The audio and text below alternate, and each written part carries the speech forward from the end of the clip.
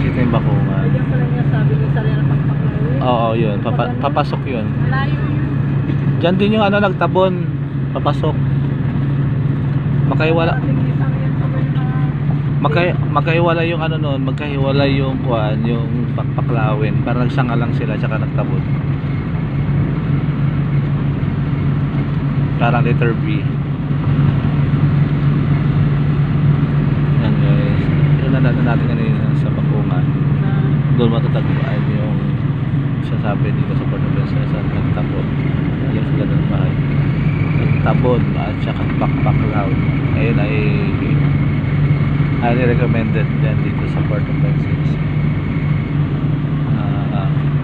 Yun, sa mga mura ng Puerto, pwede nyo puntahan yan. Motor lang kayo.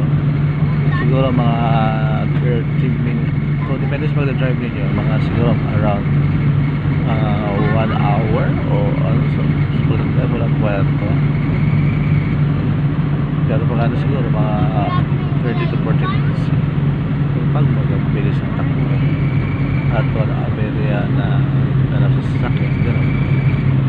Kasi guys, kaya kailangan mo mag-ride ang motorbike is dahil napakahirap magkuha ng sasakyan doon. Kailangan may service ka kabalik, at kung hindi kailangan mo mag-overstay doon. Meron namang doon accommodation na overnight, kaya lang napakalamok, so kasi open lang yun siya. Bumutlak siya sa dagat.